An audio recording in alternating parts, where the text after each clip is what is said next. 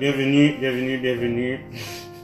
Vous savez déjà pourquoi on est là aujourd'hui. Donc, encore une fois, salut Miss Kikit. Hi. On va avoir une belle conversation aujourd'hui.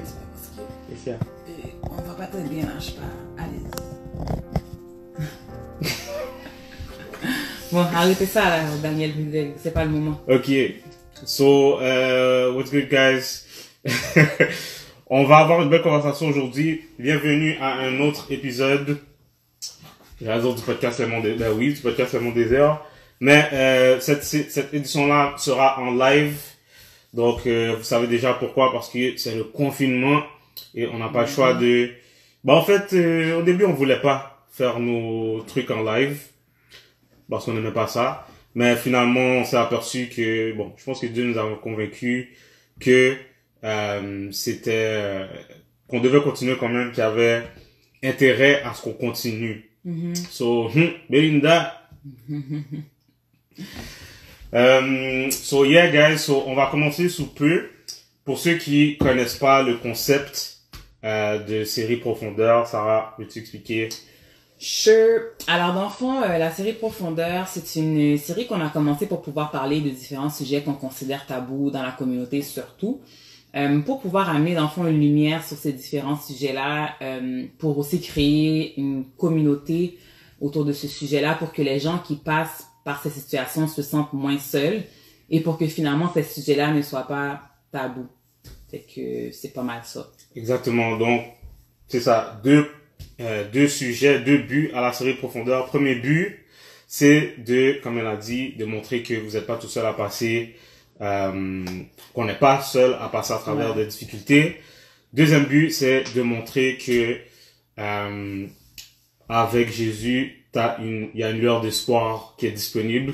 Exact. Puis elle n'est pas basée sur du vide, elle est basée sur quelque chose de concret, de véridique, puis qu'il y a vraiment une possibilité d'être libéré de ce qui nous empêche d'avancer, de ce qui nous empêche d'être nous-mêmes, d'être qui Dieu nous appelle à être. C'est ça. Et voilà. Puis aussi, dans le fond, que c'est correct de passer par des situations, there's nothing wrong with you, parce que tu traverses une situation difficile, c'est normal. Fait que, c'est ça, guys. Exactement. So, on va faire quelque chose. I want to know from you guys, what are you looking forward to the most for tonight? So, à quoi vous vous attendez de la session de ce soir?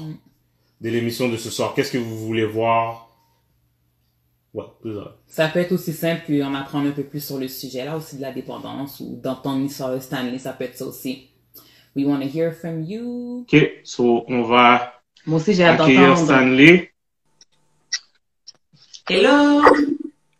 Maman. Comment ça? En forme? En forme, toi? Yes, on est là, mais on se maintient dans cette fameuse pandémie, you know? Yeah, comment ça se passe le confinement pour toi? Comment ça se passe quoi? Comment ça se passe le confinement pour toi?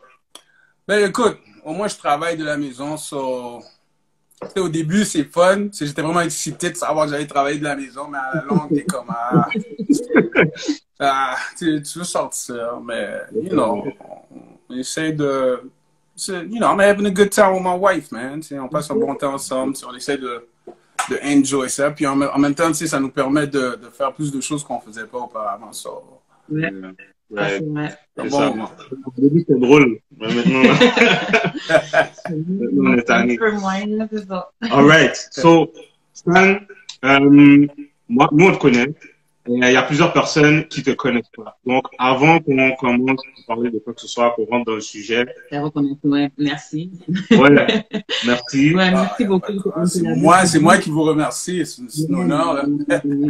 Il y a une personne qui te salue, qui dit hey babe. Une personne qui te salue. What's up, babe? Just saying. Mais merci beaucoup d'avoir accepté, encore une fois. C'est sûr que oui, c'est une plateforme, mais en même temps,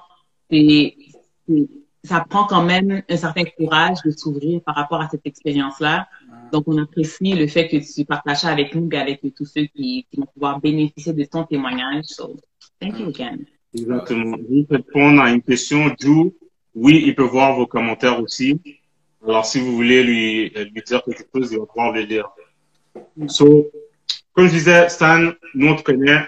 Il y a peut-être des gens sur le live qui te connaissent pas. So, Ouais. est-ce que tu veux commencer juste par nous parler de toi en général, de qui tu es, de qu'est-ce que tu fais en ce moment? Vous voyez son nom, c'est Fit Coach Stan. Stan, mais écoute, je suis né à Montréal, OK? Of course, mes parents sortent d'Haïti, fait que d'origine haïtienne. J'ai grandi à Montréal pendant quelques années, on va dire jusqu'en secondaire 2, secondaire 3 à peu près, pour ensuite partir aux États-Unis. Puis j'ai fait 10 ans aux États-Unis. Ensuite, retourné ici à Montréal. Je suis retourné à Montréal en 2005-2006. Fait que, puis depuis lors, je suis ici. Présentement, je suis dans le domaine de l'assurance. Bon, je pense que c'est temporaire. Mais bon, ça paye les billes. Puis, ouais, c'est ça, comme passion, tu sais, je m'entraîne beaucoup. Je suis quelqu'un qui est tout le temps au gym. J'entraîne aussi du monde, j'aide le monde à atteindre leur but au niveau de leur poids ou si tu sais, dépendamment de ces cas par cas, tout le monde a leur but spécifique. Fait que je les aide avec ça, c'est comme une passion pour moi. D'où vient la raison pourquoi mon nom est Fit Coach Stan, aussi ambassadeur de Herbalife, you know. Puis ouais, c'est ça. Good. Good. All right. So, bon, Stan, on va rentrer dans le sujet. So, comme vous savez tous, on va parler aujourd'hui de la dépendance à l'alcool. So, Stanley, peux-tu nous parler un peu de, on va y aller, si tu peux m'amener au moment où, on va dire quand tu étais plus jeune, comment est-ce que ça a commencé? Le fait d'être la dépendance à l'alcool et tout. Ramène-moi genre à la première fois que là il commençait vraiment à avoir, si tu veux, un problème ou quoi que ce soit. Un problème, ok. Ben, premièrement, dis-toi que en grandissant, moi, dans les années de teenager, si je peux dire ça comme ça, j'étais vraiment un athlète. J'étais vraiment quelqu'un de passionné au niveau du basket. Tu comprends? Fait que, littéralement, tout ce que je faisais, c'est le basket, là. Je jouais pour différentes équipes, j'ai joué dans différentes ligues. Quand je suis arrivé aux États-Unis, j'ai joué aussi au niveau collégial là-bas et tout. Mais à l'âge de 18 ans, ok, j'ai eu mon premier fils. Ok. J'ai un fils, ouais, à 18 ans, j'ai eu mon fils. Fait qu'on s'entend dès que tu as un enfant, tu dois pouvoir, right? Tu dois avoir un emploi, tu dois, you gotta put food on the table, right? So, fait que pour moi, ça a été comme un peu nouveau. Oui, je travaillais avant ça, mais là, ça a été encore plus intense. Fait que j'avais plus le temps pour le basket. Le basket était rendu comme quelque chose que je faisais par-ci, par-là. Mais entre-temps, tu sais, fait que le monde avec qui je savais me tenir, dont mes coéquipiers au basket, ou le monde qui faisait que ça comme moi, tu sais, j'ai comme perdu contact avec eux parce que j'étais plus avec eux. Fait que j'ai eu un nouveau entourage. Là, on parle aux États-Unis. Fait que j'ai eu un nouveau entourage. Mais cet entourage-là, c'était pas des athlètes. C'est de un. Puis c'était des gars qui étaient pas mal sous chill. C'était vraiment sur chill. Mais moi, au début, le chill, le clubbing, puis tout ça, ça me disait vraiment rien. Hein, comme, juste pour te dire, la première fois que je suis arrivé dans un club, ça m'a pris 45 minutes avant d'entrer parce que je sais pas pourquoi j'avais peur. Tu vois? Mais juste savoir vite, comment est-ce que tu es rentré en contact avec ces gars-là? L'école. Ben, dis-toi, aux États-Unis, tu sais, parce que la majorité de mes amis aux États-Unis, c'était tous des Haïtiens. Tu vois? Des Haïtiens qui sortaient de tout partout. Là. Ceux qui sortent d'Haïti, ceux qui sortent de... Moi, j'étais à Philadelphie. T'en avais qui sortaient de Miami. T'en avais qui sortaient de Los Angeles. Fait on était toute une clique ensemble. Fait que c'était le clique que je chillais avec après un bon bout. Fait que ça, ils m'ont introduit dans le nightlife, au niveau du clubbing, au niveau du hustling, tu sais, des affaires qui étaient nouveaux pour moi, tu vois. Fait que maintenant, avec le nightlife, maintenant, en se tenant avec ces gars-là, c'était comme, il y a certaines choses que tu voyais que c'était comme, ok, tu fais pas à cet âge-là aussi, tu veux pas être le seul qui, OK, je fournis. Tu as tendance à suivre tout le monde, tu comprends? Ouais, c'est ça. Fait que c'est là que j'ai été introduit avec le drink. Des fois, il y avait des petits fêtes qu'on allait ou des petits... on se réunissait ça ensemble, on jouait. Tu sais, tout... Il y avait un Haïtien, je pense, sur la table qui joue pas au domino. Fait que le domino frappait. Ouais, fait que... Mais au début, c'était juste quand il y avait, on va dire, une ambiance. Quand il y avait un événement, genre. C'est là que j'allais boire. Puis quand je buvais, c'était comme... Je me rappelle encore mon premier drink, là. C'est une affaire vraiment... vraiment fifi, si je peux dire ça. Vraiment... je pense que c'était du vodka avec la canneberge dedans, là. Tu comprends? Fait que... Puis entre-temps, tu sais, ces gars-là, les gars avec qui je me tenais aussi, tu sais, ils étaient toujours sur l'ambiance. Et je suis arrivé à un point où que du mardi au dimanche, il y avait toujours une ambiance, là. Là, je te parle à 19, 20 ans, là, genre. Fait que, et dans toutes ces ambiances-là, que ce soit dans un club ou dans un bar, c'était toujours, il y avait toujours un PI de drink. Fait au fur et à mesure, j'ai juste commencé à boire aussi. Mais c'est devenu fréquemment, tu comprends? Fait que c'était plus boire juste vendredi ou juste boire les samedis, c'était boire mardi au dimanche, tu comprends? Mais au début, tu le vois pas comme ça, tu sais, c'est quelque chose à faire, c'était juste la chose à faire, tu comprends? Okay. Question vite. Fait que si je comprends bien là, ce que tu me dis, tu buvais parce qu'il y avait des ambiances, et tu buvais souvent parce qu'il y avait souvent des ambiances. C'est pas nécessairement parce que tu aimais ça. Like, ouais. Non, je vais pas te mentir, j'aimais ça, là. J'aimais, tu sais, dis-toi que quand t'es dans un état second, t'es sous, t'es plus toi-même, là. Puis j'ai remarqué ça bien vite, tu comprends? Fait, puis j'aimais le sentiment. Fait que c'est devenu littéralement c'était comme ma potion magique, là, comme wow, j'aime le feeling, tu sens, comment je pourrais dire, you feel alive, comme t'es vraiment énergétique, puis tout des choses que tu serais gêné à faire en temps normal, tu les fais à l'aise, tu comprends? Fait que je parlais, je disais qu'est-ce que je voulais, je m'en foutais qui t'étais, je vais te dire les affaires frettes comme ça, là, tu comprends? Fait que ça, c'était nouveau pour moi, parce que faut comprendre que, mettons que mon fils aurait pas été né, right? Ouais. Je serais pas dans cet environnement-là. Je serais toujours dans l'environnement de, OK, me lever, aller m'entraîner, aller au gym, aller en pratique, ou bien voyager avec l'équipe collégiale avec qui je jouais avec, aller, tu sais, je serais tout le temps occupé. Mais là, je me retrouve, OK, j'ai mon emploi, je rentre à la maison, t'as pas envie de rester à la maison tout le temps, là. Ouais. Check tes partenaires, puis écoute, ambiance, OK, on y va. Après une longue journée de travail, OK, je vais aller chill. Fait que c'est devenu répétitif, mais sans savoir que l'affaire est devenue une habitude. C'est ça. OK? Mais on peut aussi dire, dans le fond, que, comme parce que tu parlais, dans le fond, que tu aimais le vibe que l'alcool te donnait. Est-ce qu'on peut dire aussi que ça t'aidait justement à évacuer certaines situations, certains state of mind? C'était comme un escape un peu? Oui, mais ça, c'est vraiment plus tard, là. Vraiment plus tard. Parce que là, je fais référence que j'avais comme 19, 20 ans, là. Okay. C'est vraiment possible. Dis-toi que j'ai été alcoolique pendant 15 ans, là. OK. Fait, au début, c'était plus pour le fun. Le vibe, quand t'as cet âge-là, tu veux juste enjoy. You just want to have fun. Mais bien vite, c'est devenu une habitude. Non, c'était pour le fun, puis c'était pas pour cash, parce que je me sentais mal ou par après, ça peut-être été la raison. Mais au début, c'était pas ça. C'était vraiment juste strictly pour le fun. C'était vraiment comme une introduction à l'alcool, si je pourrais dire ça comme ça. Tu comprends? OK. Puis, OK. Là, tu me dis que, si je comprends bien, même, on dirait qu'avant cet entourage-là, tu avais même peut-être jamais bu ou bien peut-être rarement. J'avais jamais bu. Jamais bu. J'avais jamais bu. Okay. Si j'avais bu, c'était dans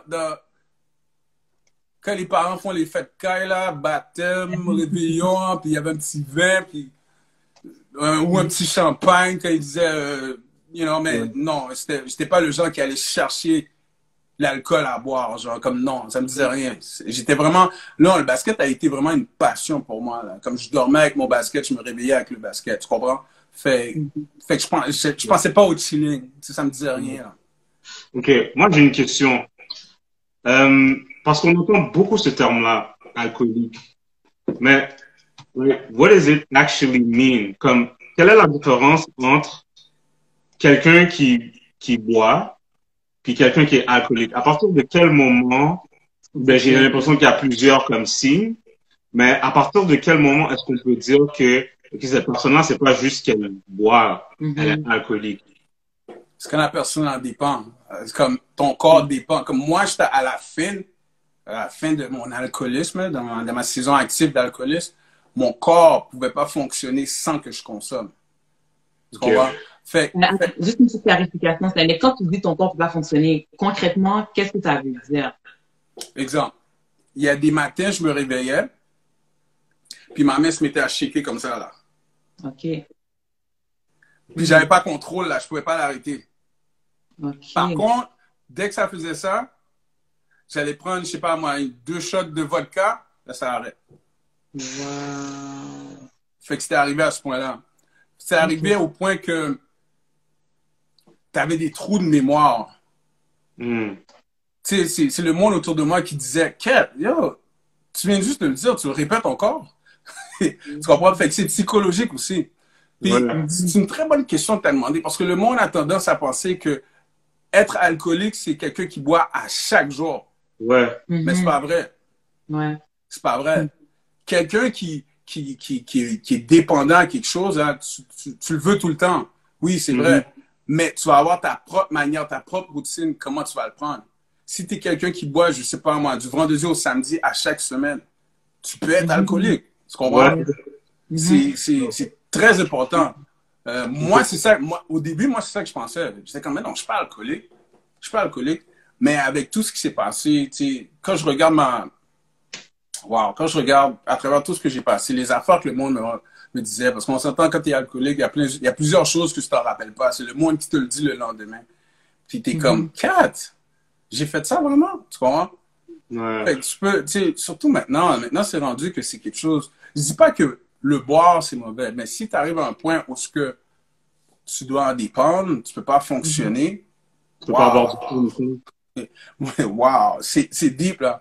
Moi, tu sais, il y a eu plusieurs signes. Je pense que Dieu m'a montré plusieurs signes tout au long, là. Tout au long, à propos de, yo, t'as un problème, fais quelque chose. À 2 reprises, je me suis retrouvé à l'hôpital. OK? La première fois, en plus, la journée de ma fête. Wow! La journée de ma fête. Ça, c'était Attends, juste avant que tu rentres là-dedans, est-ce que tu veux faire un résumé pour les gens qui viennent d'arriver? Fait que dans le fond, pour ceux qui viennent d'arriver, on discute avec Stanley, qui nous parle un petit peu de son histoire avec la dépendance à l'alcool. Stanley nous disait dans le fond que, ben, j'allais dire il était, you're still an athlete, you're still pretty active. Mais, c'est ça. Mais dans le fond, il jouait au niveau collégial au basket. Il aimait vraiment beaucoup ça. Le basket, c'était vraiment sa passion depuis qu'il était jeune adulte. Il a eu son premier fils à 18 ans. C'est là que tu as eu, dans le fond, ce devoir de subvenir pour ton enfant. Ce qui fait que ça l'a comme donné un peu une tournure à ta carrière de basket, si je peux dire. Mais j'ai pu comprendre que c'était aussi un point commun dans ton histoire avec l'alcool aussi. Parce que tu disais que ton entourage avait changé maintenant.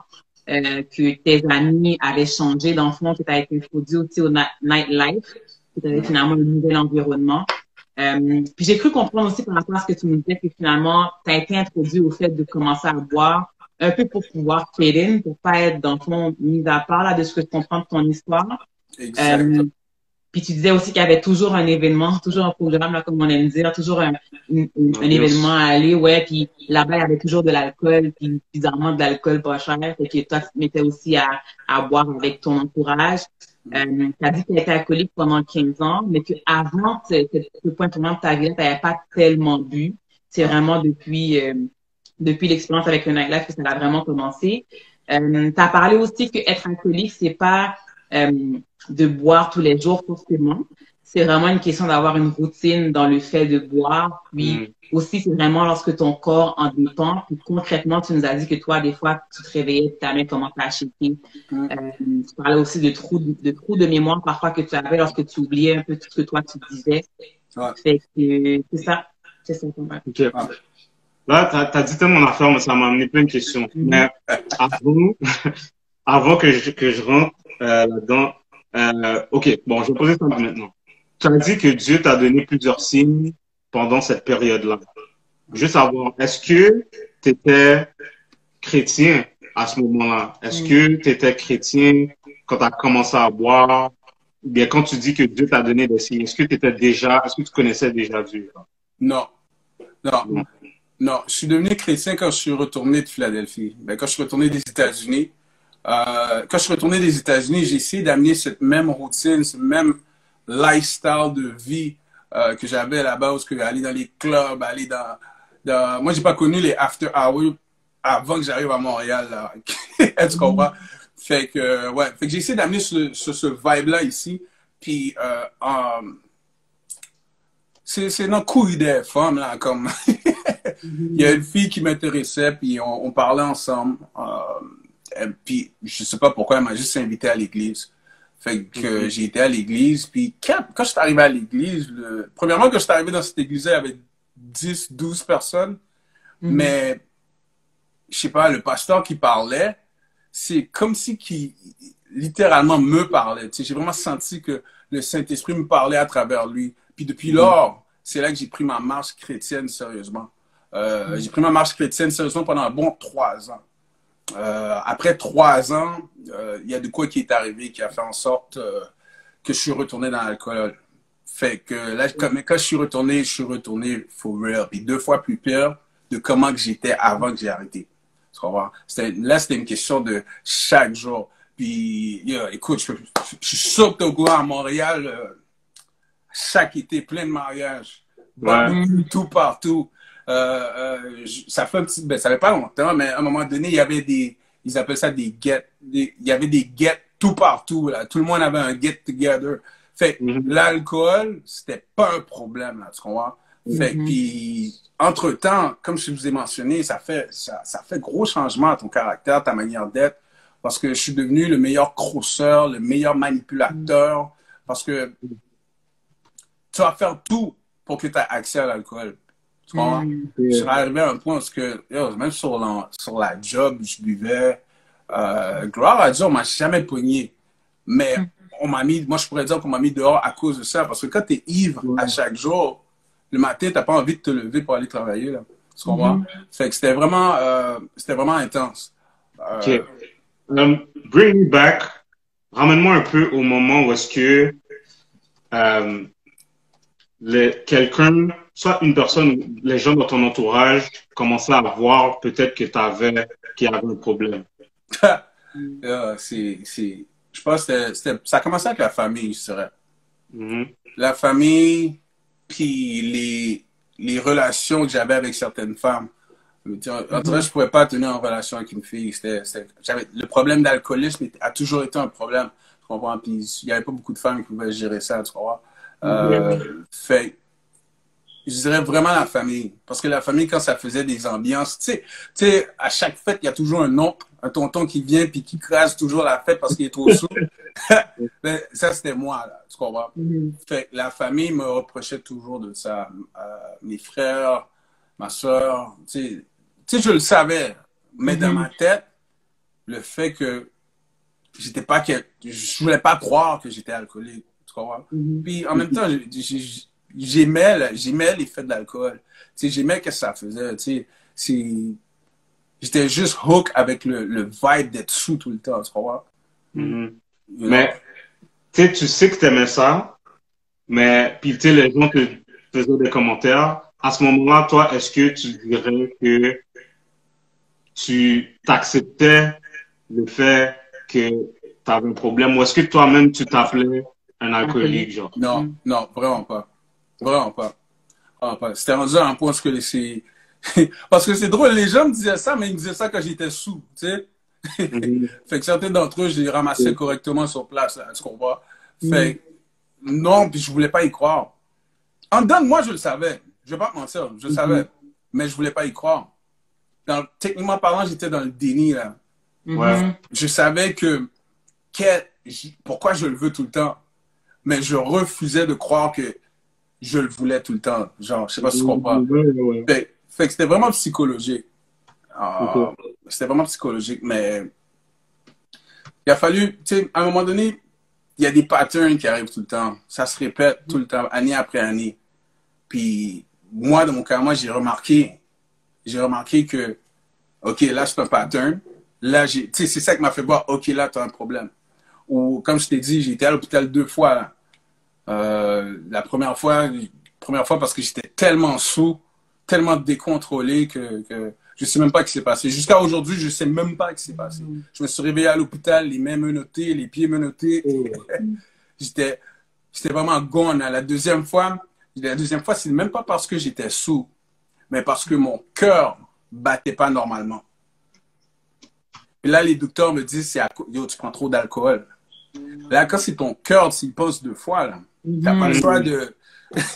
tu peux l'ignorer comme tu veux, mais hey, c'est ton cœur, là. Là, c'est life or death, you know? OK. Il y a quelqu'un qui a demandé, est-ce que tu as perdu des amis ou il y a des membres de ta famille qui se sont éloignés ou qui t'ont comme carrément rayé, là, à cause de ça? Oui, ben oui. Il y a beaucoup de monde qui se sont dispersés, qui se sont dit, ah, tu sais quoi, non, c'était trop décontrôlable. Il y a d'autres amis, c'était vraiment par choix. Dans le sens que, parce que j'ai été, tu sais, tout de suite après, j'ai été en thérapie. Là. Quand j'ai remarqué que c'était vraiment un problème, j'ai atterri en thérapie pendant un bon 1 mois.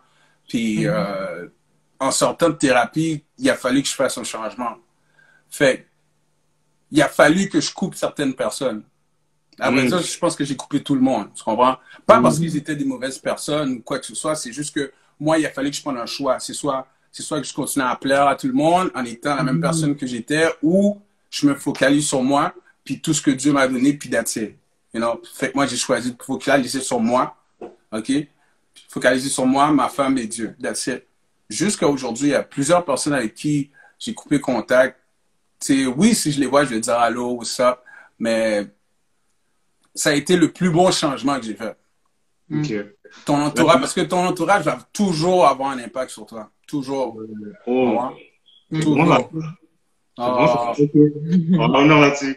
Je veux savoir, OK, parce que c'est tellement touchy, tellement délicat. Tu dis qu'il y a des gens qui t'ont approché, tes amis, ta famille, puis qui t'ont dit, yo, on dirait qu'il y a un problème.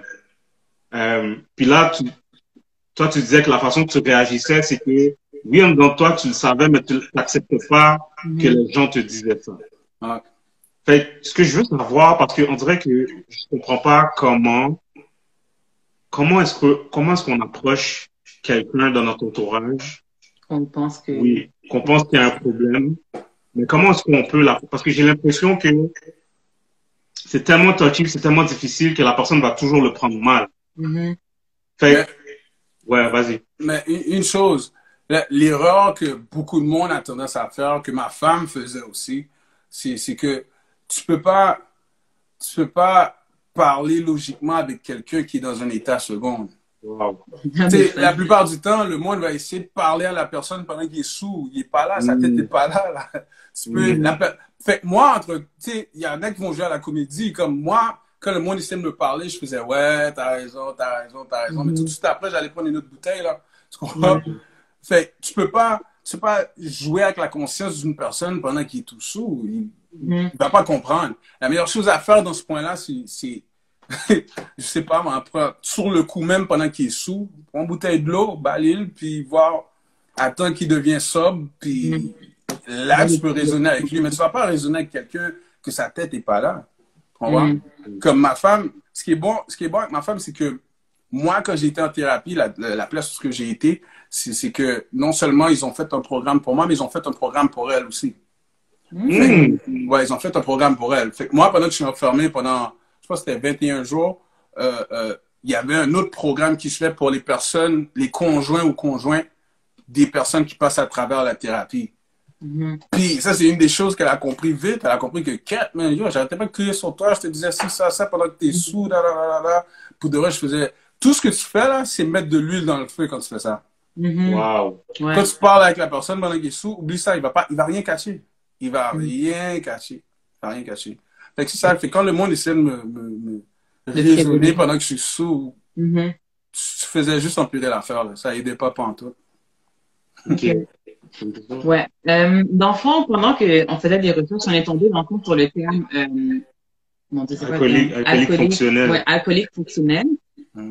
Pour ceux qui savent peut-être pas, dans le fond, une personne, oui, qui boit beaucoup d'alcool, qui est dépendant à l'alcool, mais qui pratiquement n'arrive plus à un stade où elle est saoule. Fait que, tu sais, elle boit constamment, mais elle peut continuer à faire ses fonctions. Donc, elle peut continuer à travailler, elle peut continuer à faire toutes sortes de choses. Puis c'est finalement, ben, c'est son poids qui prend l'impact parce qu'elle arrive même plus à se couler. Fait que, Stanley, est-ce que toi, tu peux dire que tu étais arrivé à ce stade-là ou t'avais encore un vibe, je pense, quand tu buvais finalement? Oui, ben, ok, mais regarde, c'est comme, exemple, ok, au début, tu bois juste la bière. Ça, c'est un exemple, je donne, c'est pas moi. Au début, tu bois juste la bière. Tu es sous sur la bière. À un moment donné, ton corps va être tellement habitué avec la bière, l'effet que tu avais quand tu le faisais au début, ça va changer. Tu vas vouloir quelque chose de plus fort. OK. Moi, quand j'ai commencé, c'était avec des petits drinks, là, quand j'avais 18, 19, là. Quand j'ai terminé, avant d'aller en thérapie, c'était rendu que à chaque, tu sais, mettons, t'as un chiffre de 9 à 5. Dans le chiffre de 9 à 5, t'as comme deux pauses de 15 avec un lunch de 1 heure. Moi, dès mon premier break à 10 heures du matin, j'allais au SAQ pour aller prendre du Jack Daniel. C'est juste ça qui marchait. Fait plus tu consommes, plus tu vas chercher à prendre quelque chose plus fort. Tu comprends? Fait moi, personnellement, ça, c'est mon opinion. Je crois pas à cette affaire-là de alcoolisme fonctionnel. C'est soit que tu es alcoolique ou tu l'es pas. You know? C'est soit que t'es alcoolique ou tu l'es pas. Je pense alcoolique fonctionnel, je pense que c'est juste un terme pour soulager la conscience du gars qui est alcoolique pour dire OK, ce que tu fais, c'est pas pire, c'est fonctionnel. Non, I don't believe that. T'es alcoolique ou tu l'es pas. That's it. Puis si je vous dirais les choses que j'ai vues en thérapie, franchement, là, quand je suis arrivé en thérapie, là, c'est vraiment Dieu qui m'a permis d'aller en thérapie puis de voir où est-ce que ma vie aurait pu atterrir si j'aurais continué. Ben, en parlant de thérapie, avant que tu ailles un petit peu trop loin, donc tu nous mentionnes, OK, tu as été en thérapie. OK. J'imagine que c'était pas quelque chose de facile. Déjà là, d'admettre que tu es alcoolique, c'est quelque chose, ça prend un premier step. Maintenant, tu es parti en thérapie. Qu'est-ce qui... Parce que, tu sais, je veux dire, c'est correct de toi pour te dire... En tout cas, c'est plus facile de dire, OK, je suis alcoolique, puis il y a un autre step à prendre pour dire, je vais en thérapie. Qu'est-ce qui t'a amené là, dans le fond? Qu'est-ce qui t'a accepté d'aller en thérapie? Encore une fois, c'est les patterns. Les choses se répétaient. Plus les choses... Quand tu as des affaires qui se répètent dans ta vie tout le temps, là, toujours le même résultat à cause de l'alcool, à un moment donné, tu n'as pas le choix de dire, OK, ouais, c'est l'alcool. Fait que moi, tu sais, gloire à Dieu, j'ai pas été quelqu'un avec la tête dure qui veut pas admettre quelque chose. Oui, ça m'a pris du temps à l'admettre. Mais à un moment donné, comme grand matin, là, j'étais en route au travail, j'avais un gros hangover, là. J'étais dans l'autobus, puis je me sentais mal, pas bon même. Puis, je sais pas, j'ai juste raisonné comme, tu sais quoi, non, je m'en vais en thérapie. Grand matin, là, j'appelle ma femme dans l'autobus, j'ai dit, chérie, tu sais quoi, viens me chercher. Tu m'en vas en thérapie maintenant, c'est correct. Parce qu'elle m'en avait parlé, mais j'étais comme, ah, j'ai pas besoin de thérapie, là, arrête, là, j'ai pas besoin de ça, je suis correct. Mais cette journée-là, c'est vraiment, lorsque je me suis abandonné, j'ai dit, tu sais quoi, ok, je give up. Je m'en vais en thérapie. Et pour de vrai, je regrette pas. Je regrette vraiment pas. Ça, c'est une des meilleures décisions que j'ai prises dans ma vie. Puis je vais toujours être reconnaissant pour ça envers Dieu parce que après ma thérapie, ma vie a pris une autre tournure. Totalement. OK. Avant qu'on rentre dans la thérapie, ça, j'aimerais ça laisser ça pour la fin. Mais tu nous avais dit que tu avais commencé à aller à l'église. Puis là, je pense, pendant 3 ans, tu avais pris ta marche au sérieux. Ouais. Et que là, c'est comme si, je pense que tu avais arrêté de boire pendant cette période-là. Oui, ouais. Okay. Puis là, tu as dit qu'il est arrivé quelque chose qui t'a fait rechuter. Puis, en tout cas, quand tu as dit ça, ça m'a vraiment fait penser au verset, je l'ai pas par cœur, mais le verset qui dit que si jamais tu nettoies ta maison, tu nettoies ta maison, t'enlèves les démons, puis que t'as pas remplacé ta maison, t'as pas remplacé quelque chose dans toi par quelque chose d'autre. Il retourne 8 fois plus fort. Fait que, bon, première chose, si c'est pas indiscret, qu'est-ce qui a fait en sorte que tu rechutes? Parce que, tu sais, après 3 ans, tu sais, c'est des nouvelles habitudes, c'est des... Qu'est-ce qui a fait que tu as rechuté là-dedans? Est-ce que c'était graduel ou est-ce que c'était un événement? C'est vraiment un événement. Dans ce temps-là, je sortais avec une fille. Tu sais, la relation était vraiment intense, puis tout. Puis, pas pour entrer dans les détails, mais quelque chose est arrivé qui a fait en sorte que, tu sais, j'étais vraiment frustré, là. C'est venu chercher mes émotions, puis j'étais frustré. Mais, tu sais, quand tu arrives dans le mode où ce que tu dis, tu sais quoi, je m'en fous de tout maintenant. J'étais arrivé à ce point-là, à cause de ce qui était arrivé. Et c'est drôle, parce que je me rappelle encore de cette journée-là. Dès que c'était arrivé, j'ai dit, tu sais quoi, je m'en fous de tout, je m'en fous de l'église, je vais faire ce que j'ai à faire. Dès que je suis sorti, la même soirée, je suis sorti. La même soirée. J'ai été voir mon ami. Dès que j'ai checké mon ami, j'étais arrivé chez lui. Le gars, c'était Coco la gogo de chez lui. Le gars, il travaille dans un club. Il me dit, yo, ben, viens dans un club. J'arrive dans le club. Donc, quand je suis arrivé dans le club, on dirait c'est comme si tout le monde m'attendait. J'étais comme, oh, OK. J'ai eu tu sais, je me suis amusé dans un club. Coco la gogo. Oh! Yo. Fait que c'est vraiment, tu sais, quand tu es alcoolique, il y a beaucoup d'éléments déclencheurs. Comme maintenant, là, ça fait quand même un bon 2 ans que je suis sobre. Mais je dois quand même faire attention parce qu'il y a des éléments déclencheurs. Quelque chose peut arriver qui fait en sorte que, tu sais, ça me frappe dans mes émotions. Puis tu sais quoi, je dis, tu sais quoi, je m'en fous. Puis boum. Il y en a plusieurs, leur rechute, c'est comme ça que ça arrive. Quelque chose de méchant, quelque chose de intense, ça arrive. Surtout dans ce temps-ci qu'on est présentement, où ce que le monde perd leurs proches. C'est fou, là. Malgré que, oui, je suis sobre, mais je suis quand même sur mes gardes. J'ai pas le choix de rester sur mes gardes. D'où vient encore l'importance de mon entourage. Parce que tu imagines quelque chose de intense m'arrive, puis je check un de mes partenaires. Ouais. Tu vas voir? J'ai une grosse question. Tu me laisses faire un résumé avant tout. Ouais, vas-y, fais ton résumé. Dans le fond, tu nous as mentionné que tu t'es retrouvé à l'hôpital. Tu t'es retrouvé à l'hôpital 2 fois. La première fois, tu ne sais même pas comment t'es arrivé là. Tu étais menotté. La deuxième fois, le médecin te disait, dans le fond, que ça commençait à affecter ton cœur. Donc, c'est là que tu as eu une prise de conscience aussi par rapport à tes habitudes. Tu disais que Dieu t'a donné aussi plusieurs signes, que tu t'étais converti en sortant de Philadelphie aussi. Tu disais que le fait d'être alcoolique, de boire beaucoup, l'enfant, ça changeait ta manière d'être parce que tu étais rendu manipulateur, tu faisais tout pour te procurer de l'alcool parce que c'est rendu que finalement ton corps en avait besoin. Tu disais aussi que ta famille avait commencé à remarquer ton problème d'alcool. Tu avais de la misère aussi à conserver dans le fond une relation avec une femme aussi à cause de ce problème-là, entre autres. Tu disais aussi que tu savais au fond de toi que tu avais un problème avec l'alcool, mais tu n'arrivais pas à l'admettre, du moins au début. Tu étais beaucoup dans le déni aussi par rapport à ça. Puis tu as mentionné par contre que ton impact va toujours ton entourage, va toujours avoir un impact sur toi. J'imagine que même lorsque eux faisaient des commentaires, même si au début c'était dur à accepter, ben ça restait quand même éventuellement avec toi aussi. Puis, tu disais aussi que dans le fond, des erreurs que des gens font avec les personnes qui ont des problèmes avec l'alcool, c'est d'essayer de les raisonner pendant qu'ils sont sous. Tu disais que c'est pas la chose à faire parce que la personne est dans un état second, fait que ce que tu dis, ça va pas vraiment avoir un impact sur la personne. Tu as aussi mentionné justement en thérapie, ben il y avait un programme pour la personne qui a besoin de thérapie, mais aussi pour le conjoint pour pouvoir l'aider à justement passer au travers avec la personne qui a le problème d'alcool. Puis dans le fond, tu as dit que le matin, tu te rendais au travail, tu as réalisé que tu en avais juste assez. Fait que c'est là que tu as décidé d'aller en thérapie, puis tu as appelé ta femme pour qu'elle puisse aussi dans le fond t'y amener. J'ai aimé aussi le fait que tu as dit qu'il y avait beaucoup d'éléments déclencheurs, puis même si tu es sobre maintenant, ben il faut quand même que tu fasses attention parce que tu sais qu'il y a certains éléments qui peuvent faire que tu aies envie de faire une rechute aussi. Exactement. Je vais dire quelque chose, puis tu me diras qu'est-ce que tu en penses. J'ai l'impression, à t'entendre parler, que l'alcool, c'est comme si l'alcool, c'est un problème, mais c'est pas le réel problème.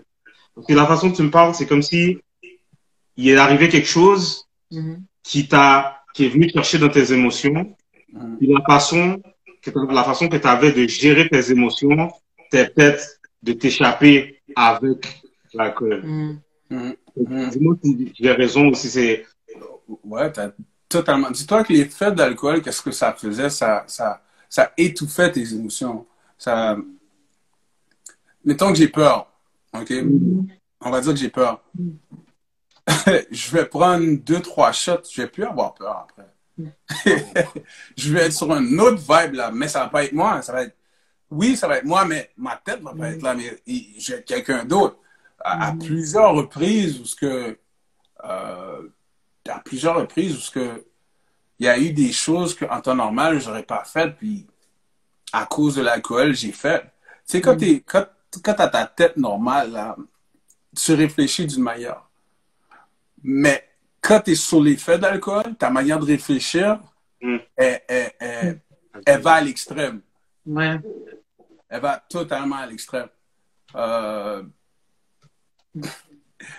Juste pour dire, comme, je suis sûr qu'il y a du monde qui est au courant, mais j'allais à l'église sous. J'allais littéralement à l'église sous. Puis ce qui est pas bon, ben, je veux pas dire que c'est pas bon, mais ce qui a pas été bon pour moi, c'est que mon église, l'église Le Refuge, où ce que c'est situé, juste en dessous de l'église, il y a un bar. Fait, avant d'aller dans l'église, je prenais mes shots, puis pendant un petit break à l'église, comme, mettons, le pasteur dit, OK, c'est le moment de payer les 10 000 les offrandes. Là, c'est comme un petit break où ce que tout le monde marche, Moi, je sortais, mais j'allais directement dans le bar, puis je faisais ça correctement. Tu comprends? Mais c'est pour ça que je peux pas croire à cette affaire de alcoolique fonctionnel. Je peux pas croire à ça. Je peux pas croire à ça. C'est pour toi, dans le fond, quand t'es un alcoolique, ben, tu peux pas fonctionner. Comme tu dis, ça cause le judgment, ça change tes ça change tes sens. Tu sais, les personnes qui disent, yo, moi, je peux boire tant et tant, puis je fonctionne correctement. That's not true. That's not true. Puis je croyais ça au début, moi aussi. Moi aussi, je croyais ça, mais quand j'étais en thérapie, là, les choses que j'ai vues, oh my God, gloire à Dieu. C'est pour ça que la thérapie, je vais jamais oublier ce 3 semaines-là que j'ai fait là-bas. Là. C'est toi enfermé. Parce que c'est maintenant mon vivre confinement, là. C'est maintenant le monde auto-confinement. Moi, j'ai fait 21 jours là, enfermé. Pas d'Internet, pas de téléphone, pas de télévision. Puis, entre-temps, tu sais, t'as beaucoup de... Tu sais, quand t'es enfermé, tu réfléchis 2 fois plus, là. Ouais. Puis, justement, parle-nous un peu de la thérapie. Comme, qu'est-ce qui se passait? Qu'est-ce que tu faisais? Ben, premièrement, quand je suis arrivé en thérapie, moi, je m'attendais à avoir des itinérants, tu sais, des vagabonds. Mais quand je suis arrivé là-bas, c'était vraiment pas ça, là. Il y avait des avocats, il y avait des docteurs qui ont tous le même problème, là. Il y avait, fait, la dépendance en tant que telle, là, elle va chercher n'importe qui, elle s'en fout de ton statut, là. Tu comprends? Fait, c'était du monde vraiment cultivé qui était là-bas. Fait que quand je suis arrivé là-bas, ce qui était bon, c'est que tout le monde se comprenait parce qu'on avait tous le même problème. Fait, ça créait comme un genre de bande parce que mais les affaires que j'ai entendues, man, j'ai vu des hommes, des hommes pleurer devant moi parce qu'ils avaient tout perdu à cause de la dépendance à l'alcool ou des personnes qui ont juste carrément gâché leur carrière ou des personnes qui ont eu des handicaps à cause de l'alcool. Puis quand tu vois ces choses-là, moi, en tout cas pour moi, ça a littéralement été comme Dieu qui me dit, regarde, c'est là que tu peux atterrir. Là. Puis une chose qu'ils nous ont dit, c'est que il y a juste 3 personnes, il y a juste 3 places, 3 destinations où un alcoolique peut atterrir. Un cimetière, en prison ou dans un psychiatre. Ça, c'est clair. Il y en avait plein qui sortaient de prison, plein qui sortaient du psychiatre, plein qui ont atterri en cimetière. Fait, il y a des choses trop réelles qui est arrivé là-bas qui a fait en sorte que, you know what? OK. T'es mis à ce côté. C'est pas vrai qu'un liquide avec beaucoup de chimie dedans va juste contrôler toute ma vie. Puis, pour de vrai, une autre chose, quand je suis arrivé là-bas, ça c'était encore une autre confirmation que, wow, OK, God, c'est toi qui me parles. J'arrive là-bas, OK. Premièrement, quand je suis arrivé là-bas, OK, dis-toi, c'est pas des chrétiens qui sont là-bas. Il y a des athées, là. Comme il y a du monde comme, moi, là, le mot Dieu, non, je peux pas entendre ça, là. Tu sais, genre, il y a du monde comme ça là-bas. J'arrive là-bas, tu sais, qu'est-ce qu'ils me disent? La première chose qu'ils t'apprennent là-bas, le problème que vous avez, elle est spirituelle. Mm. OK. Fait que moi, OK, veux pas, moi, j'ai quand même une fondation chrétienne en moi. Là. J'ai quand même, tu sais, passé des heures et des heures à prier, à louer, puis passer du temps dans ma Bible. Tu sais, fait que j'avais une grosse connaissance, fondation spirituelle en moi. Fait que tu me dis que j'ai un problème spirituel, je sais exactement où aller. Ouais. Je sais exactement où aller. Malheureusement, eux autres, tu sais, en tout cas, on dirait que ça marche pour certains, mais eux autres, ils disaient que tu dois croire qu'il y a une puissance supérieure de la manière que tu veux concevoir. Exemple, tu peux décider que cet arbre-là, c'est ta puissance supérieure. Ou tu sais, prendre un objet et dire c'est ta super. Mais moi, je ne pouvais pas tomber dans ça. Là. Tu me dis que, OK, c'est un problème spirituel? OK. Yo, ça, c'était peut-être la deuxième journée. Les 19 journées après, là, j'étais dans ma chambre avec ma Bible. Boum. Yeah. Frappait, mon gars. Frappait dans l'esprit, man. Oh, tu me dis que j'ai un problème spirituel. Je ne vais pas aller voir un arbre, je ne vais pas aller voir une chaise. je sais c'est qui le vrai chemin. Arrête de me dire. You know? So, c'est exactement ce que j'ai fait, man. Yo, j'ai passé du temps dans la parole. Puis en même temps, vraiment réfléchir à tout ce que j'ai passé. C'est fou parce que plus que je priais, plus que, on dirait, le Saint-Esprit me ramenait beaucoup de situations à travers quoi que j'ai passé. Puis c'est là que ça a pris un sens, on dirait, dans ma tête, comme boum. Fait depuis que je suis sorti de là, it was totally different. Puis, thank God for that, man. Pour le reste, c'est vraiment intéressant ce que tu me dis. J'aimerais aussi savoir, c'était quoi, ça avait l'air de quoi le programme qu'ils ont donné à ta femme? Ben, OK, elle, de qu'est-ce que je comprends? OK, le programme s'appelle NAM. OK, en tout cas, qu'est-ce qui arrive, c'est que ils les mettent à part. OK? Ils leur expliquent qu'ils sont vraiment real avec eux. Là. Comme ma femme m'a dit qu'ils l'ont carrément dit, là, yo, il fait ça encore, laisse-le, va-t'en. C'est comme, wow. Fait, ils sont vraiment real, mais ils disent aussi comment gérer la situation. Tu comprends? Comme, quand il fait ça, voici qu'est-ce que tu dois faire. Sois pas surpris s'il rechute encore, mais voilà qu'est-ce que tu dois faire s'il rechute. Ou bien, tu comprends? Fait qu'elle a appris beaucoup de choses sur comment agir avec moi. On s'est dit, regarde, énerve-le pas, là. Tu sais, ils leur donné plein de petits points, là. Il y a différentes personnes qui venaient les parler. Tu sais, moi, j'étais pas dans la classe, fait que je peux pas vraiment te dire exactement qu'est-ce qu'ils disaient. Mais ce que je peux dire, c'est que, tu sais, j'étais là-bas pendant 3 semaines. Elle est venue juste les 3 samedis. Fait en tout cas, je sais qu'elle regarde les affaires d'une autre manière maintenant. Elle comprend beaucoup. Tu comprends? Puis ça nous a vraiment aidé. Fait non seulement ça, il faut aussi comprendre que, yo, non seulement la thérapie, me and my wife, we got God behind us. So, hey! Hey, yo, j'étais tellement saisi. J'arrive là-bas, des athées. T'imagines des athées qui viennent devant toi et qui disent, yo, ton problème, c'est spirituel. What? De quoi il parle. Hey, yo, j'étais comme, oh, ouais? Oh, OK. All right.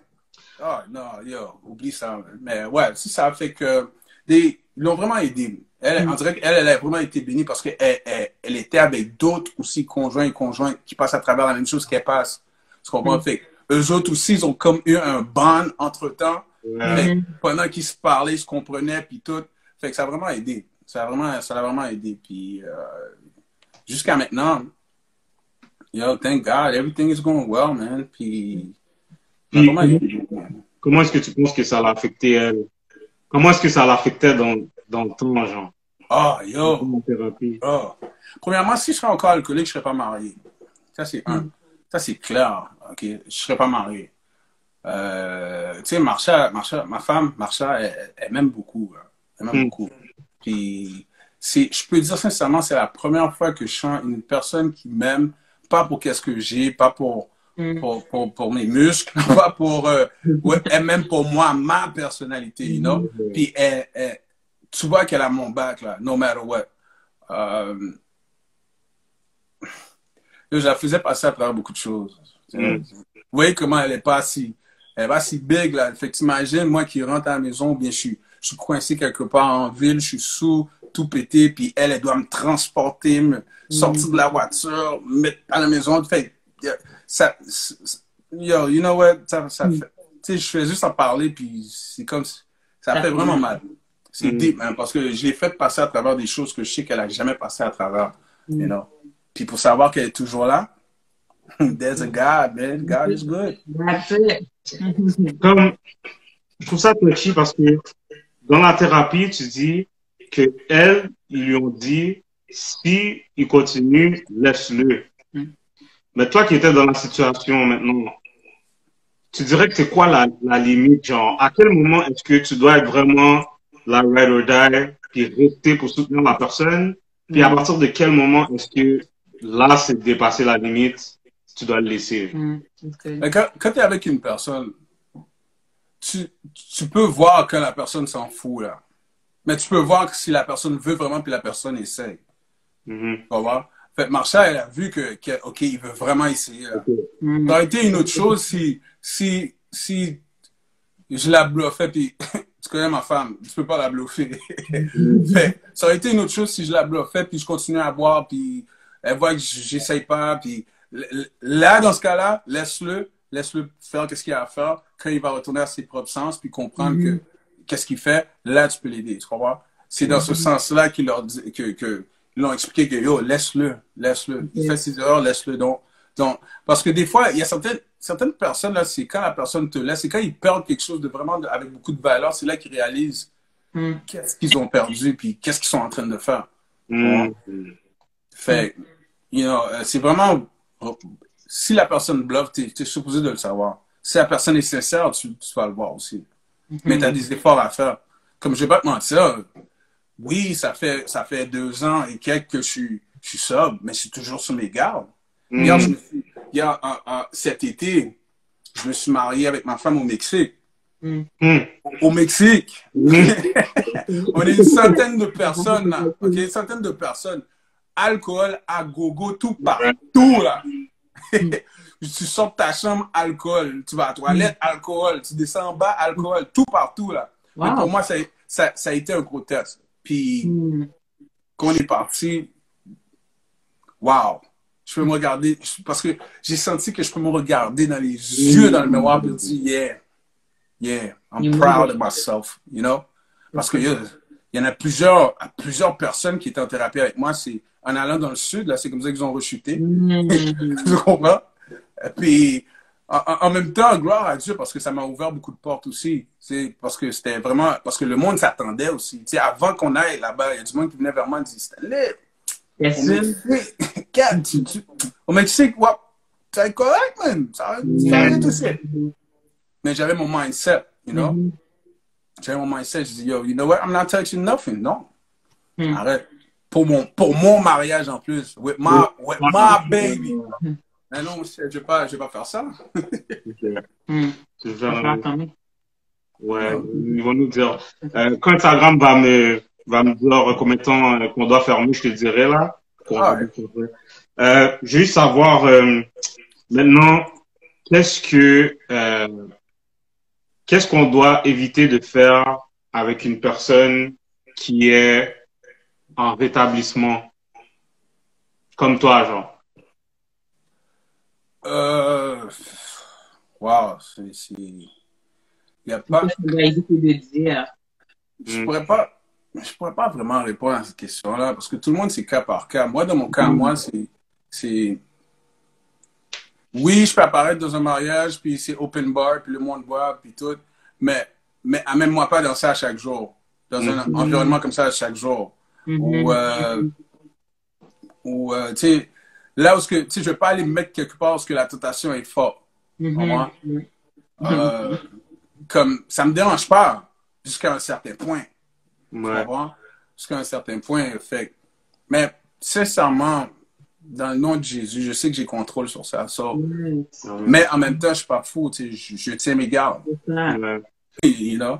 Justement par rapport à ça, est-ce que tu penses que là j'ai une idée de la réponse, mais est-ce que tu penses que tu vas à some point être totalement guéri de ça, ou est-ce que c'est toujours quelque chose, tu vas toujours devoir être sur tes gardes? Mais regarde, je dois toujours rester sur mes gardes. J'ai été alcoolique pendant 15 ans. Ouais. Je suis sobre pendant 2 ans. Ouais. C'est ça. Tu peux pas juste défaire le film de 15 ans en 2 ans. Ouais. C'est un processus. Fait que c'est toujours là. But by faith, by faith, je suis déjà guéri. You know? Je suis déjà guéri. Pour de vrai, là, sincèrement, c'est maintenant que je peux dire ça. Je crois sincèrement. Ça, c'était juste une attaque de l'ennemi. Pour faire en sorte que j'atteigne pas mon mandat. That's it. You know? But, nah, I'm good. I'm good. Tu sais, il y a du monde qui me demande, qu'est-ce que tu as jamais commencé à reboire encore? Pour tout ce que j'ai fait, hey, pour tout le désordre que j'ai fait. OK. So, guys, maintenant, on va aller avec les questions. Je sais qu'il y en a eu beaucoup. Ça se peut qu'on va on en manquer, surtout que l'autre live est pas plus là. Ben, j'en ai noté. On a noté, OK. Ouais. On en a aussi reçu en DM. Je vais commencer avec une question. That's good. OK, vas-y. OK. J'ai une question qui était dans l'autre live, en fait, que j'ai notée. Pour toi, Stanley, est-ce que ta dépendance à l'alcool a été... Ouais, je pose la question, puis je suis en train de répondre en même temps, mais laissez répondre. Est-ce que ta dépendance à l'alcool a laissé des séquelles? Puis si oui, est-ce que tu pourrais nous donner un exemple des séquelles que ça a laissé? Des séquelles. Bof. À vrai dire, non. Les séquelles comme... Ça, ma réponse aurait peut-être été différente si cette entrevue-là, c'était la journée après que je suis sorti de thérapie parce que c'est fraîche. Mais là, ça fait comme, tu sais, au-dessus de 24 mois, là, où que, tu sais, tout s'est remis comme Okay. Les seules séquelles que je pourrais dire que ça a laissé, c'est peut-être des choses que j'ai faites négatives envers d'autres personnes. Et comme, c'est fou à dire, je me rappelle, j'étais dans un club, encore sous, très excité. J'étais en train de frapper tout le monde, en train de danser, mais je frappe tout le monde pour voir que la personne, j'ai frappé quelqu'un par accident, puis la personne que j'ai frappé, c'était le bodyguard de Georges Saint-Pierre. Oui. Le bodyguard de Georges Saint-Pierre. Fait que, ils m'ont mis dehors du club. Fait que là, je me suis mis à me battre avec un des bouncers pour voir que ce bouncer-là, maintenant, on sert l'Éternel ensemble à la même église. Tu vois? C'est des séquelles plus par rapport à ce que j'ai pu faire à d'autres personnes. Mais encore une fois, j'ai pas vraiment comme des séquelles dans le sens que je deal encore avec ça à cause de l'alcool. Ou si je pourrais dire le retard, j'ai peut-être du retard au niveau de mon mandat que Dieu a mis sur ma vie à cause de l'alcool. Parce que je crois sincèrement que tu sais quoi, je regrette pas à travers le fait que j'ai passé à travers ça. Parce que je pense que Dieu veut utiliser ça pour vraiment montrer à quelqu'un que yo, c'est possible, man. T'sais, moi, je me rappelle quand j'étais arrivé en thérapie, je pensais, yo, je vais plus jamais toucher l'alcool. Est-ce que c'est possible? Ça résonnait dans ma tête. Est-ce que ça... Mais par après, tu sais, en passant plus de temps dans ma parole, puis parce qu'il t'enseigne quand même des bonnes choses là, en thérapie. Fait qu'en écoutant tout ce qu'ils m'ont dit, puis regarde, là, ça fait plus de 24 mois, puis je regrette rien, absolument rien. Encore une fois, c'est une des meilleures décisions que j'ai prises pour ma vie. Hein. Yes. Okay. On va aller. Pasteur a dit en désaccord avec le retard. Le retard sur le mandat, ouais. En désaccord avec le retard, please speak to your pastor. Un leader. Or leader. Ouais. Mais je pense que dans la perspective, dans le fond, tu l'avais dit. Non, je vois dans quel sens qu'ils veulent dire. Spirituellement parlant, everything happened and it doesn't happen by coincidence, c'est sûr. Tout arrive pour une chose. Puis c'est pour ça que j'ai précisé que Dieu utilise ça. Regarde, qui aurait pensé? Il y a 24 mois de ça, j'aurais jamais pensé que je serais dans un live en train de parler avec vous concernant ce problème-là. C'est ça. Exactement. Spirituellement parlant, c'est ça qu'il veut dire. Je comprends. Yes, of course. Mais... OK. J'ai une question ici. En fait, la question est tellement intéressante que je la pose à tout le monde. Mais tu me diras qu'est-ce que tu en penses, Stanley, mais ceux qui sont dans les commentaires, dites-moi aussi Qu'est-ce que vous en pensez? Devrait-on empêcher les églises de servir de l'alcool pendant la Sainte Seine pour protéger les gens avec une dépendance? Qu'est-ce que vous pensez de ça? Qu'est-ce que tu penses de ça, Stan? Ouais, toi qui as justement pensé avec ça, qu'est-ce que t'en penses? Ben, wow. Ça, parce que, c'est vraiment touchy. Je vais dire pourquoi. Parce que spirituellement parlant, c'est quelque chose qu'on doit faire pour reconnaître exactement qu'est-ce que Christ a fait. C'est quelque chose qu'il a dit à ses apôtres à faire pour se rappeler de lui. Fait que spirituellement parlant, c'est quelque chose qu'on doit faire le premier dimanche de chaque mois. Mais maintenant, je pense pas, en tout cas, je savais même pas que ça continuait à le donner avec l'alcool parce que le petit, je pense qu'ils l'ont changé maintenant, c'est comme du jus. Mais je pense que celui qui donne le refuge, c'est pas de l'alcool, c'est du jus. C'est comme un de l'église qui donne du vin. Ouais. Okay. C'est les églises haïtiennes, là, c'est du vin. OK. Je pense pas, non, je pense pas qu'il devrait arrêter de faire ça. Pas dans le corps du Christ. Le corps de Christ peut pas changer à cause de la dépendance d'une personne. Je sais pas si monsieur, tu comprends. Le corps de Christ peut pas aller s'adapter à quelque chose qui est un problème dans le monde. Pasteur Gab dit dans le fond que il faut accommoder les gens. C'est ce que je fais à son église. Il dit que lui, il y a du jus. Donc, ce qu'il fait, c'est il y a du jus et il y a du vin à l'église. OK. That's good. OK, ça c'est bon. On avait une autre question.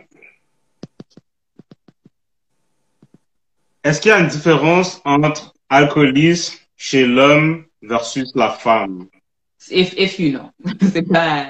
Ouais, non, d'après mon opinion, moi, il n'y a aucune différence. Par contre, une chose que, encore, c'est mon opinion, on dirait, tu sais, c'est quelque chose qu'on entend pas mal souvent dans le monde, on dirait la femme, elle a tendance à tolérer plus ou à boire plus.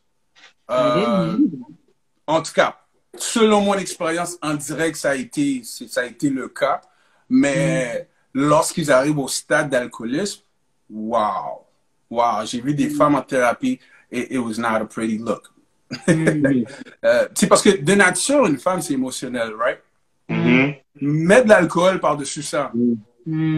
Quand elle va s'exprimer pour de vrai. Puis des fois, ça va jusqu'à l'extrême. On a tendance à appeler les femmes qui agissent comme ça des ratchettes ou quelque chose du genre. Là. Ils sont trop ghetto, ghettos.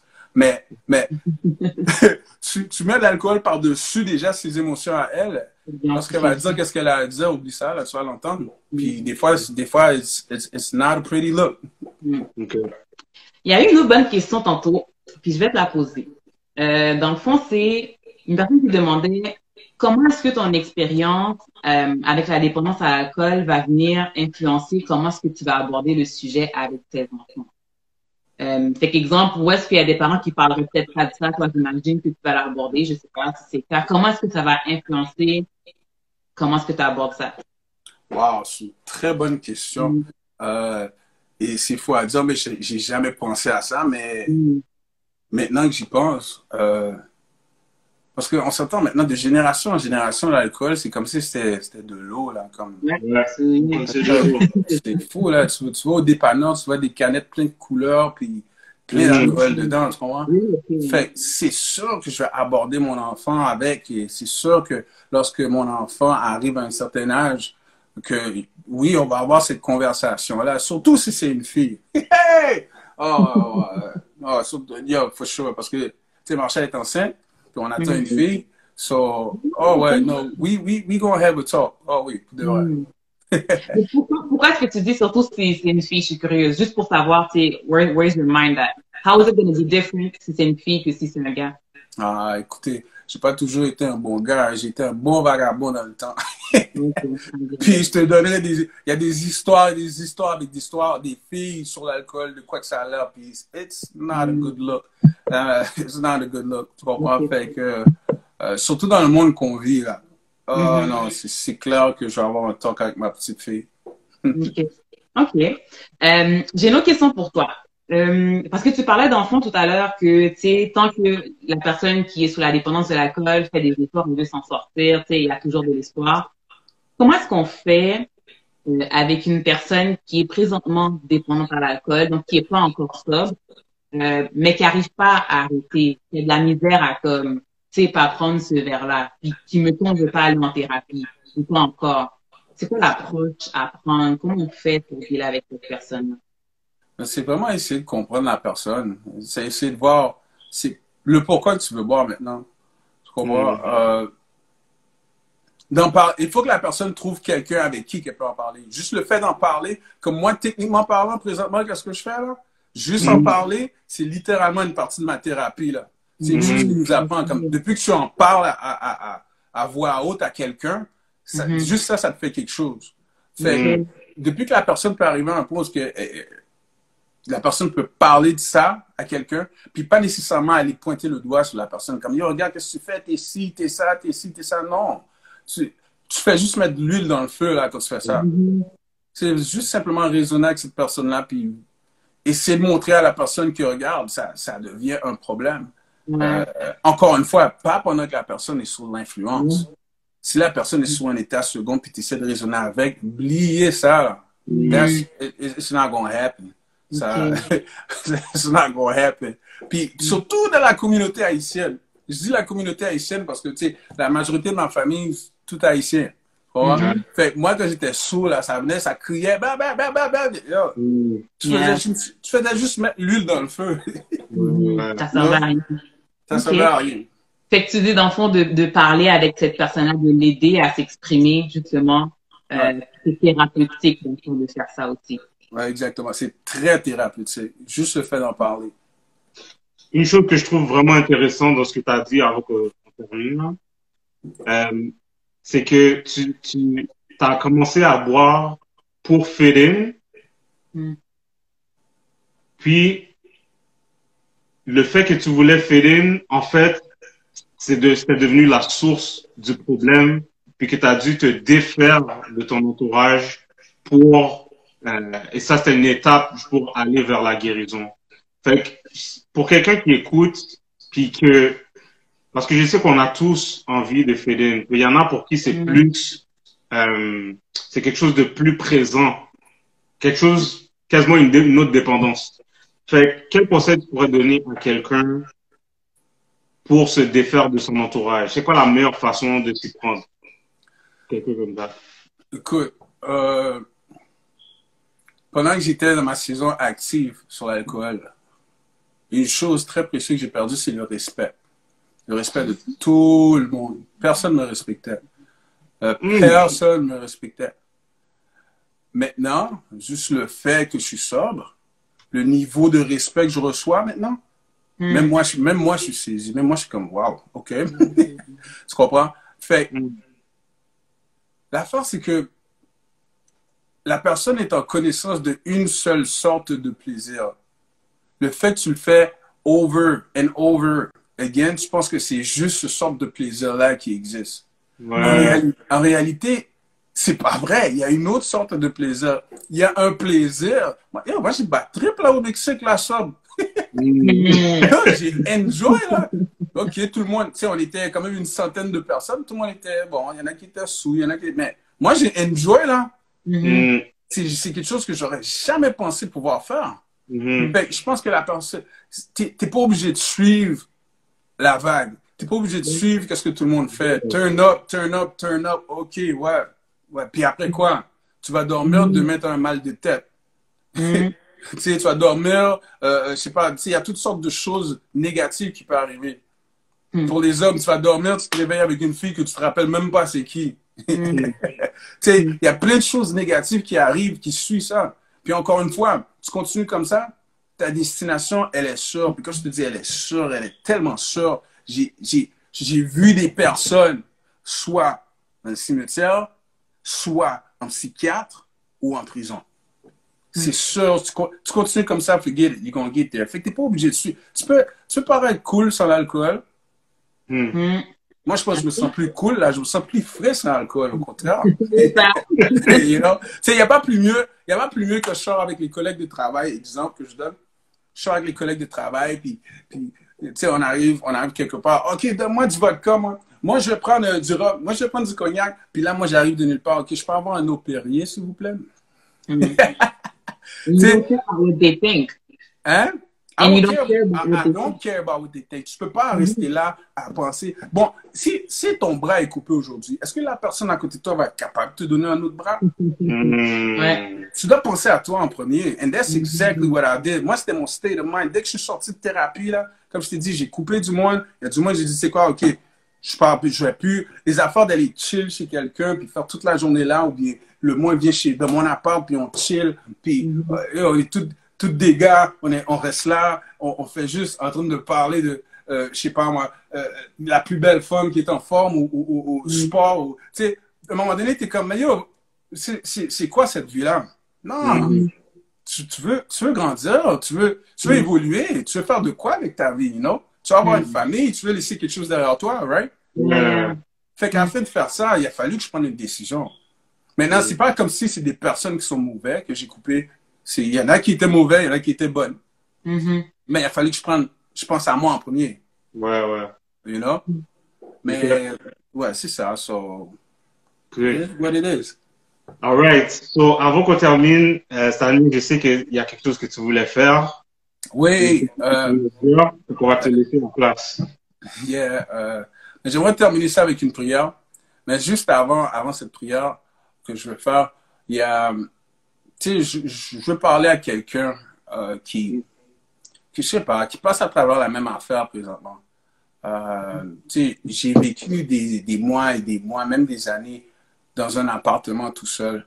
Puis je sais c'est quoi être seul. Surtout dans le confinement qu'on se trouve présentement. Puis peut-être que tu vois, c'est juste l'alcool qui va faire en sorte que ton temps va être mieux. Let me tell you, brother, that ain't true. T'as pas besoin de cette affaire-là. C'est juste, tu fais juste ouvrir une porte à un chemin qui va t'amener à la mort, man. C'est réel. Tu sais, je le dis pas ça pour être harsh, but it's real, man. It's real. Tu comprends? Écoute, je sais pas si ça va t'aider, mais moi, quand j'ai arrêté, il y a des bénédictions qui sont venues dans ma vie que j'aurais jamais pensé avoir. Puis aujourd'hui, je suis capable d'en parler. Et même sourire avec toutes mes 42 dents dehors. Right? So, si tu passes à travers quelque chose, parle à quelqu'un. Parle-en avec quelqu'un, tu fais confiance. Tes amis, je sais que ça va faire mal pour changer ton entourage. Moi, ça m'a fait mal parce que c'est du monde que j'aime, c'est du monde que j'ai eu du fun avec. Mais regarde, à la fin de la journée, tu vas pas avoir du fun tout le reste de ta vie de la même manière. Don't worry. You got this. All right? Fait qu'on va prier. Père éternel, Dieu Tout-Puissant, je te remercie, Seigneur, dans le nom puissant du Seigneur Jésus-Christ, pour cette grâce que tu m'as accordée de pouvoir parler de ce témoignage, de pouvoir le partager avec le monde qui passe sûrement à travers la même situation. Père éternel, je prie que s'il y a quelqu'un qui passe à travers cela, que tu touches son cœur, Père éternel, que tu lui montres que oui, il y a espoir. N'importe quelle situation, n'importe quel level qu'ils sont présentement, montre-leur que oui, il y a espoir. Il y a espoir. En toi, il y a espoir. Que tu es la solution. Que tu es la lumière dans la noirceur qui passe présentement. Père éternel, sois avec eux. Bénis-les. Père éternel, je te demande de bénir mon désir, Père éternel. Merci pour cette occasion, Papa. Père éternel, je prie également pour tous ceux qui se demandent des questions à travers s'ils sont alcoolisme ou pas. Père éternel, sois avec eux. Révèle-leur cette réponse, Père éternel. Dans le nom puissant du Seigneur Jésus-Christ, ainsi que je t'ai prié. Amen. Amen. San, merci beaucoup d'avoir accepté de faire cette émission-là. Je sais que ça va aider non seulement des gens qui peuvent être dans la situation, mais des gens qui peuvent être dans l'entourage des personnes qui sont dans la situation. Moi, personnellement, en tout cas, ça m'a beaucoup aidé. Je te remercie énormément et juste, on le demande tout le temps, mais si jamais il y a des gens qui ont des questions ou bien qui veulent t'approcher, est-ce que ton DM est ouvert? Est-ce que tu as une boîte? Toujours ouvert, il n'y a pas de problème. Je suis toujours ouvert à aider quelqu'un, il n'y a pas de problème avec ça. Excellent. All right, guys. So, thank you for being here. Encore une fois, Stanley, merci. On va se retrouver très bientôt pour une autre émission. Et let us know what you think. Share this live. Ça va être dans le live. Ouais. All right, guys. All right, man. God bless. Bonne soirée tout le monde.